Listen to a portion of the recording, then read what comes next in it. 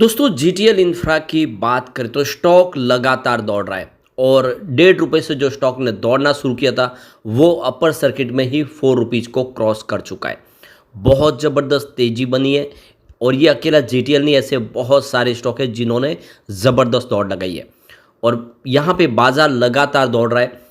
Election के वक्त जब एग्जिट पोल के नतीजा है उस समय बाजार जो दौड़ा, उसके बाद में जब रियल में जो नतीजे निकल के आए 4 तारीख को, उस समय जो बाजार गिरा, जो 70,000 पे सेंसेक्स पहुंचा वो 80,000 तक पहुंच चुका है।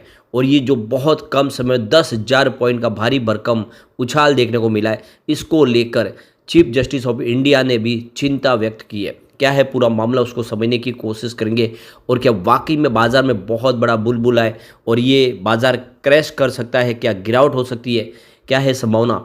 और टेलीकॉम सेक्टर को लेकर यहाँ पे कुछ बड़ी अपडेट है जिसको इस वीडियो के माध्यम से डिस्कस करेंगे। जो टैरिफ हाइक का फैसला, उसका क्या असर होगा जीटीएल इंफ्रा को, वैसे कंपनी लॉस में है, क्या ये स्टॉक ऐसे ही अगर अपर सर्किट में ₹10 तक जा सकता है या फिर वापस ये ₹1 के आसपास आ सकता है, समझने की कोशिश करेंगे इस वीडियो के माध्यम से।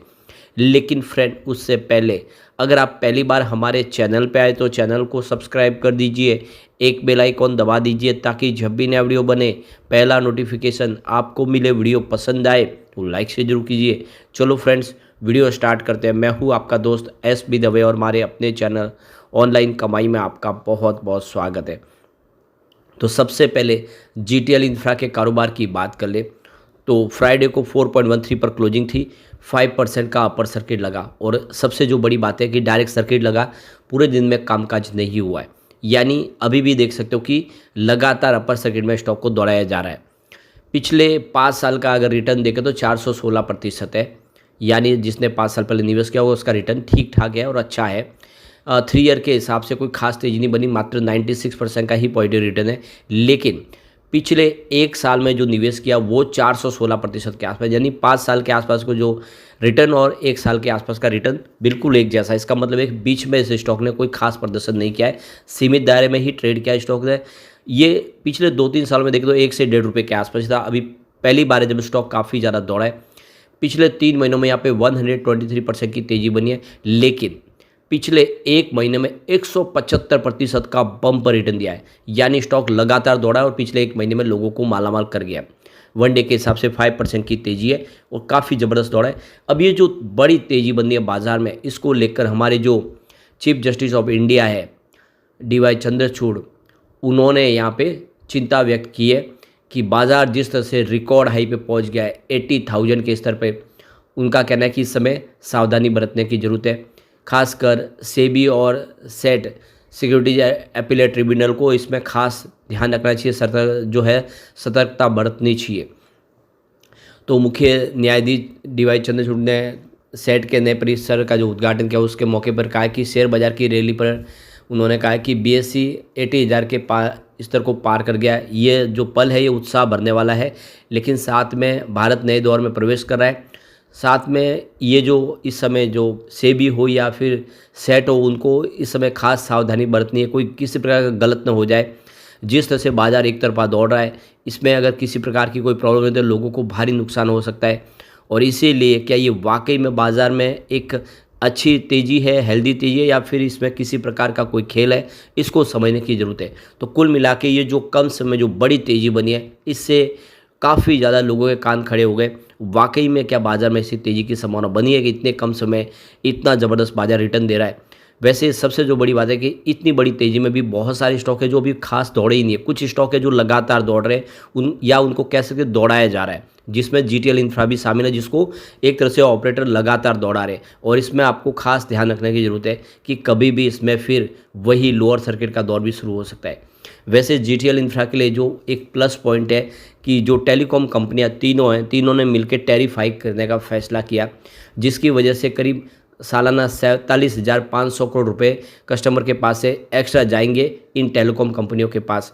तो टेलीकॉम ऑपरेटर के पास पैसे जाने का मतलब यह है कि इसका जो हिस्सा है वो बटेगा टेलीकॉम टावर कंपनियों के बीच में भी, क्योंकि प्रॉफिट होगा तो उनको भी हिस्सेदारी मिलेगी। क्योंकि जब ये कंपनियां लॉस में जाती है तो टेलीकॉम टावर कंपनियों को भी समय पे पैसे नहीं मिल पाते, कर्ज बढ़ जाता है। तो अब एक ही तरह से ये एक अच्छा मौका है और 5G सर्विस आ रही है तो फिर से 5G सर्विस के लिए सभी टेलीकॉम ऑपरेटर के पास ये एक अभी संभावना है कि उनको जाना पड़ेगा टेलीकॉम टावर कंपनियों के पास, उनसे सेवाएं लेने के लिए उनको सेवा शुल्क चुकाना होगा। तो ये एक अच्छा मौका है इस सेक्टर के लिए, सरकार की तरफ से भी इस सेक्टर को पूरा प्रोत्साहन दिया जा रहा है। अब आप समझ सकते हो कि 5G के मामले में पिछड़ने वाली VI के पास भी काफ़ी ज़्यादा फंड आ चुका है, तो वो अपनी सर्विसेज शुरू करेंगे। तो अब आप समझ सकते हो कि ऐसे में GTL इंफ्रा जैसी टावर कंपनियों के लिए भी बेनिफिट तो है ही। जो कंपनियां लगातार उनको पैसे नहीं चुका पाती VI जैसी, वो कंपनियां भी पैसे चुका देंगी और जो रेवेन्यू बढ़ेगा उसमें हिस्सेदारी भी बढ़ेगी। तो ऐसे में टेलीकॉम टावर सेक्टर के लिए भी संभावना, बहुत सारी संभावना पॉजिटिव तो बनी हुई है, लेकिन साथ में रिस्क है छोटे पेनी स्टॉक के लिए, क्योंकि आप देख सकते हो स्टॉक लगातार दौड़ा है। तो बिजनेस के हिसाब से तो थोड़ी सी फेयर वैल्यू के हिसाब से वृद्धि तो समझ में आती है, लेकिन एक ही महीने में 175% का बड़ा रिटर्न होना, ये एक थोड़ा सा डाउट क्रिएट करता है और इसीलिए आपको खास सावधान रहने की यहाँ पे ज़रूरत है।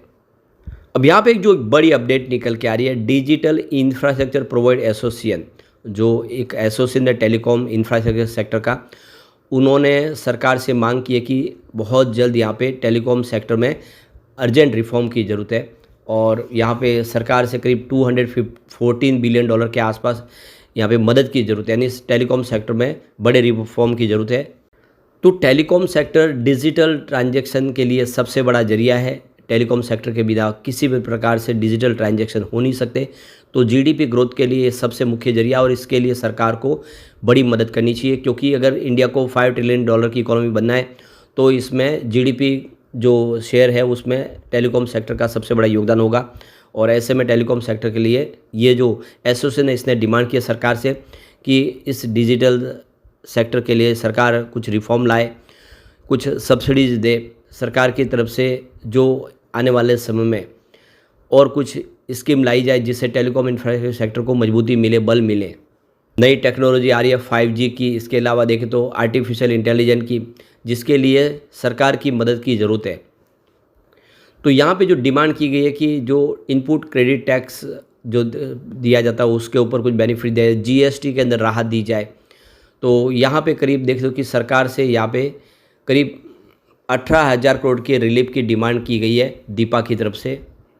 तो ये बजट इस बार आने वाला है और बजट के लिए यहाँ पे टेलीकॉम सेक्टर ने भी डिमांड की कि GST में उनको राहत दी जाए, और जो सबसे जो बड़ी बात है टैक्स के इस दायरे में भी उनको कुछ छूट तो मिले, साथ में कुछ इंसेंटिव प्रदान किए जाए, क्योंकि GST के अंदर अगर आप राहत मिलती है तो इस सेक्टर को बहुत बड़ा बूस्ट मिल सकता है।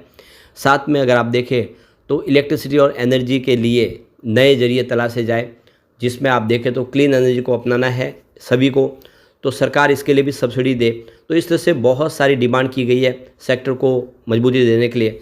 आने वाले समय सरकार इसके ऊपर क्या फैसले लेती है, लेकिन सबसे बड़ी ज़रूरत है कि सरकार एक तरह से इस सेक्टर को लोन ईजिली रूप से मिल पाए, उसके ऊपर ध्यान देना चाहिए, ग्रांट मिल पाए और दूसरी और भी मदद हो मिल पाए। अब यहाँ पे GTL के लिए कुछ कमजोरियाँ बहुत ज़्यादा रिस्की है, उसको हमें देखना चाहिए, जिसमें आप देख लो कि company has low interest coverage ratio. इसके अलावा company has deliver poor sales growth of 1.77% minus over past 5 years, promoter holding below 3.28%, जो वेरी लो है। और इसके अलावा देखें तो 2,410 crore liabilities, promoter has pledge 100% shares, यानी जो 3% की होल्डिंग है वो भी गिरवी रखी हुई है। डेटर डेज हैं इंक्रीज हुए, जब तक कि 46.2 डेज थे वो बढ़ के 84.2 डेज हुए, और कंपनी की कॉस्ट बोरोइंग काफ़ी हाई है। तो ये बहुत बड़ी रिस्क है और कंपनी ऑलरेडी लॉस में है, तो इसीलिए आपको इसमें सावधान रहने की ज़रूरत है। इसमें आप बड़ा इन्वेस्टमेंट बिल्कुल ना करें, रिस्क ज़्यादा है, कभी भी आपको लोअर सर्किट में ये स्टॉक आपको नुकसान भी पहुंचा सकता है। थोड़ा निवेश जरूर करें, हो सकता है कि इसी तरह अपर सर्किट में ये काफ़ी ऊपर भी चला जाए, तो बिल्कुल ये सोच के ही निवेश करना चाहिए। लेकिन फ्रेंड, कोई भी इन्वेस्टमेंट करने से पहले अपने फाइनेंशियल एडवाइजर्स बड़े ले लें या अपना खुद का रिसर्च करें, क्योंकि मैंने वीडियो आपके एजुकेशनल पर्पज़ के लिए ही बनाया। वीडियो पसंद आए तो लाइक से जरूर कीजिए और चैनल को सब्सक्राइब कर दीजिए। Thank you friends.